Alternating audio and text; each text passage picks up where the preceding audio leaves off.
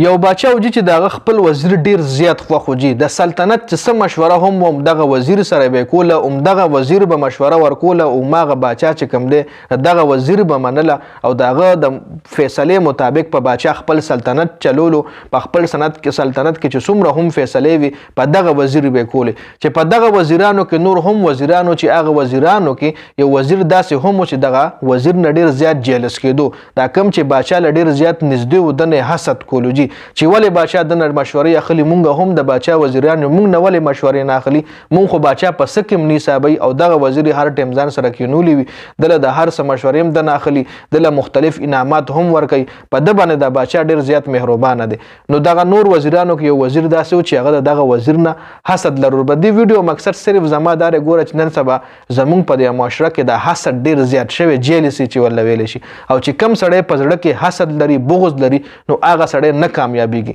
هغه الله پاک ضرور سناسه طریقه باندې سزا ورکوي د حسد او د بغض جی واقعي مخکې اوري جی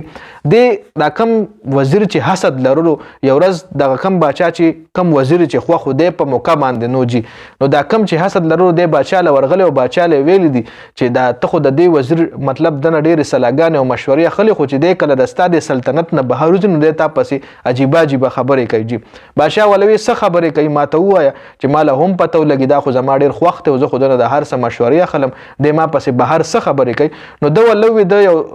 ترکیب داسې جوړ کړو د ولوي چې دغه وزیر چې کم دی د ستا چې کم وزیر ډیر خوښ دی د بهر خلکو لوي چې باچا نسخه سمیل زیو د باچا خپل نسخه سمیل راځي او چې کله هم ما سره مشوره کوي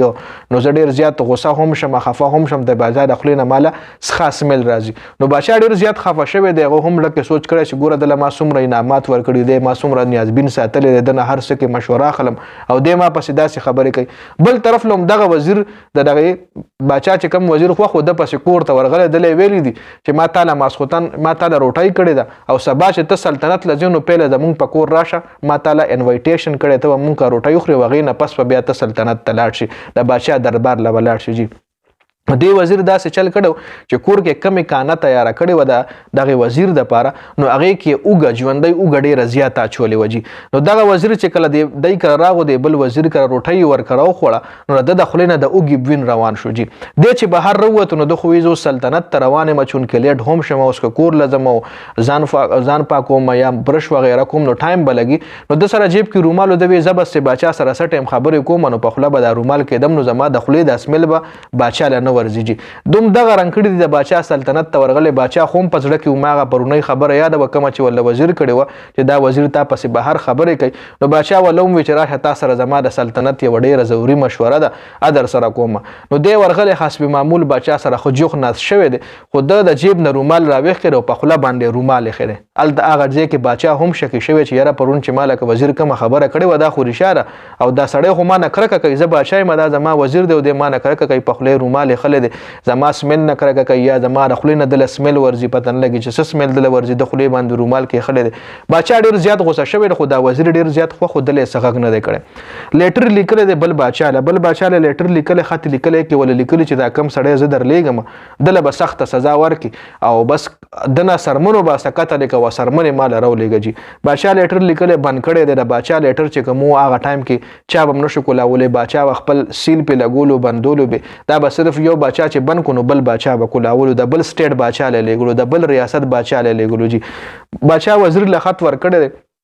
کم حسد والا وزیر چې کوم هغه هم د سلطنت نه بار ولاړو اوس دا وزیر په اسپنا شوی دی خط ور سره لاس کې وتلو هغه بل سټیټ باچا له وړو چې بهر وته حسد والا وزیر ولا هم بار وړو تاسو ته کړی دی چې دن نس شي وي دي د ولوي دن نه سم نه شي خاصه معمول د باچا خطر کو زموږ سره مشوره میټینګ شو بیا باچا خطر کو چې د فلانی سټیټ ریاست چې کم دی دغه باچا له اوس نو دا حسد والا وزیر چې کم دی د ویره د خو زما چې کم پلان و ناکام شوی د ویلي خزه بس زه خاصه ما سټیټ لازم او دا خط ته موړه دا بزي او سم دیاس نه راکوشه زبه یو سم نو هغه ولې بل وزیر ولې سید بس تر روانه نو دا خط هم ځان سره یوسه دا حسد والا وزیر چې کم دی په اسور شوی دی او خط چې کم دی د بل سټیټ ریاست لوړل خو پته ول نه وجه چې دی کې د نسلی کلی دي چې هغه سټیټ ریاست لورغل او باچا ال تخت کوله کړه پیله خو د خامل مستی او کالته ځکه چې مخکې به کم چا د خط وړو کنه د ډېر خاطر مدارت کېدو د ډېر غټه مل مسیا کېده ځکه دا به د باچا خاص کسانو د خط وړو نو د چې بل سټیټ ریاست لته پیله خمل مستیا کړی د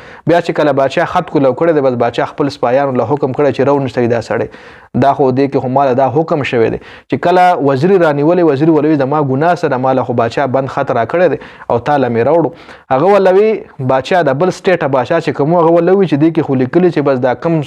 دا خط چې تعالی څوک دروړي هم دغه سړی رونی سو سرمن ته وباسو مال یې راولېږه هغه ول ډیر حسد والا وزیر چې کوم دی هغه ول ډیر وي چې دا خو زنیمه او دا خو فلانه وزیر دی او دا غنه ما په لار کې وشته خو ول هغه بادشاه چرته منل بادشاه ته سرمن وښ کې دا سرمن یو ما هغه بادشاه له لېګلې ده چې په سبا شوی دی کم وزیر چې د بادشاه ډیر خوخ هغه هم په دغه کې موجود په سلطنت کې بادشاه هم حیران شوی چې دغه مال سرمن الریډي بادشاه را لېګلې د بل سټیټ د فلاني سټیټ ریاست ولا بادشاه خو د سرمن مال را لېګلې دی خو دار زما په سلطنت کې ژوندې ګرځي هغه ته تپوس کړ چې راشه لکه تعالی خو ما پرون خط در کړی و دی ولی یو نړو هغه سی صاحب دی کونده ولوي چې فلانه وزیر هغه بهر ولاړو هغه چې ځاسه ما غ ریاست لازم را کزبه یو سم نو هغه لمه ور کړو نو هغه یوړو جی بیا ته دی بادشاه دی وزیر نه تپوس کړ چې پرون تا سره ما مشوره کوله تا په خله د رومال ولې کې خلونو دغه وزیر ولوي چې اصل کې بادشاه پرون چې دا کم وزیر باندې ما خط وړل او فلانه وزیر د مال روټي کړي و خو د چې دای کرما خانه کما سالو نو خړو نه کې دای اوګ ژوندۍ اوګ ډیر زیاته چولې و ما د خلینه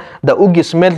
نو ما بیا سن د ما د خلې د اسمیل بادشاه سلامت باندې بدولګ نو ما زکه په خله باندې رومال کې خړو نو دا ټایم کې بادشاه اسمان طرف لو کتل وی چې یا الله ته ډیر غټ انصاف کوونکې او چې څوک هم زړه کې بغض لري کې نه لري نو هغه الله پاک ضرور سزا ورکوي نو څو ګورئ چې څنګه یو سړی بغض لري کې نه لري بل انسان د پاره نو هغه انسان خو پیله الله پاک کامیابی نه چې کم زړه کې بل انسان د پاره بغض لري حسد لري نو هغه الله پاک هیڅ کله هم کامیابی نه ورکوي ځکه هغه په خپل عمل کې الله پاک کړی یا په خپل نیت کې الله پاک کړی نو چې کله هم تا یو انسان له بل انسان له نیت خراب کو نو ستا په دې دنیا باندې مخترکی ډیره زیاته ګرانه ځکه ستا نیت ګوټه د ستا نیت کې فرق دی د ستا زړه کې بغض دی د ستا زړه کې کینه ده او چې کم سړی زړه کې بغض حسد کینه لري نو دغه کامیابی په دې دنیا باندې هغه له هیڅ کله هم کامیابی الله پاک نه نصیب کوي نو په دې ویډیو کې زموږ چې کم مین اهم سبق په دې ویډیو کې هغه داوجي لکه چاله هم بغض حسد نه دی لرل پکار که یو سړی مخ په وړاندې روان دی نو په خپل دغه باندې روان دی په خپل هارد ورک باندې روان دی په خپل مهنت باندې روان دی دغه شاله به دغه ډیر هټ مهنت پروتي او چې موږ شاله پاتې کیږي یو انسان شاله پاتې کیږي نو هغه د خپل مهنت هغه مطلب مهنت نه کوي نو چې کم سړی مهنت نه کوي کم سړی مخ کې جون کې د تلو د پاره کوشش نه کوي نو به ضرور شاله پاتې کیږي او چې کم سړی شاله پاتې شي نو هغه بیا حسد نه دی کول پکار هغه له زړه کې بغض نه دی کینول پکار هغه له زړه کې کینه نه دی کینول پکار هغه له هم پکار دی چې هغه مهنت شروع کړي او دغه بل انسان سره ځان یو شان کیږي نو په دې ویډیو کې دا یو ډېر غټ عبرت د ویډیو کتلو زیاته مننه ویډیو مخکې ملګرو سره ضرور شریک کړئ جنید خان افیشل چینل هم سبسکرایب کړئ پیج هم لایک کړئ والسلام